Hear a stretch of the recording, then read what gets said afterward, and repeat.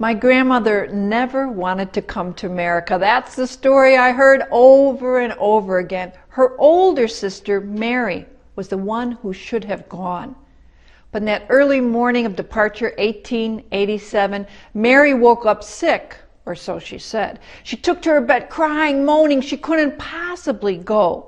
Now, my grandmother was just 13 years old, hard enough to go to bed and know that you would never see your older sister again. You got to understand, there were no airplanes back then. People didn't fly back and forth.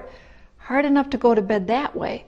But instead, she was woken up and told, no, you're the one to leave. You're the one who's never going to see her family again. Now, back then, you see, you couldn't waste a ticket. It had taken the family years to save up enough money for one ticket. So my grandmother had to wake up quick, hurry around, pack a few things in the carpet bag suitcase her mother had made for Mary, and say goodbye to her three sisters and her younger brother Patrick and her mom and her dad, because somebody had to go, get work in America, send money back home because the family was starving. My grandmother set out for Dublin, a 2-week journey by foot, with another aunt who was supposed to have watched Mary. And as they went down the road, there would have been hundreds of people joining them because millions left Ireland in the 1800s. And all the time they walked, these horse-drawn caravans, these carts piled high with fresh fruits and vegetables would have passed them by because the British, who were running Ireland at the time, were taking all the food for themselves. Now, you may have heard of the Great Famine in Ireland, but I found out when I went to visit Ireland, a lot of people call it the Great Starvation because there was food. The Irish just weren't allowed to grow the food. To eat the food they were growing. The food they grew had to go to the British. They would ship it over to England. So all the time my grandma's walking, of course there were no fast food restaurants back then, nor did anybody have any money if there were any restaurants.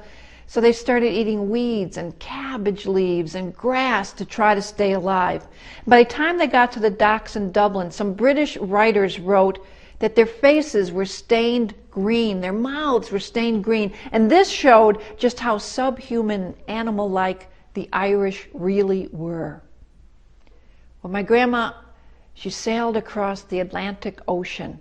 She sailed in what they called coffin ships, like caskets, because so many people died on those voyages. Hundreds of people were packed in the bottom of the boat, and there were so many diseases back then, diphtheria and typhus, things like that, cholera. See, the people could only be allowed up aboard for maybe an hour or so because they couldn't let people be getting in the crew's way. So they had to be down below, and you can imagine the stench because there were no toilets back then. They used tin cans or buckets for chamber pots, and there was no electricity, and you certainly wouldn't want to light a candle. That would be too dangerous. So you just sat in the dark and all this stench, and then people would sleep on these little narrow bunks, 3, 4 people to a bunk, sometimes sleeping with somebody you didn't know, nobody who could shower, and there was lice and all that. And I try to imagine my grandma, just 13 years old, with this aunt. We don't know too many details, but we found out this aunt got sick, who was supposed to be taking care of my grandma, so my grandma was taking care of her. And I just think of her sitting in the dark like 23 hours a day. Sick people all around us, like 6, 7, 8 weeks like this. Well, she got to America, thank goodness, and she worked day and night. And all the time she would send money back home. Now, when she left, her parents said, now don't worry, we'll save up some money. We'll send one of the other sisters to help you out. But no sister ever came. My grandma was just alone doing all of that work. And I think about what people have gone through to get to this country, or what they're still going through to get to this country, or people who were captured and brought to this country, or people who already lived here but their lands and their way of life were taken. And I think about what a huge debt of gratitude we owe them. I know that my life could not be the way it was if it wasn't for my grandmother's sacrifices. So sometimes I find myself whispering a little prayer. Thank you, Grandma. Thank you.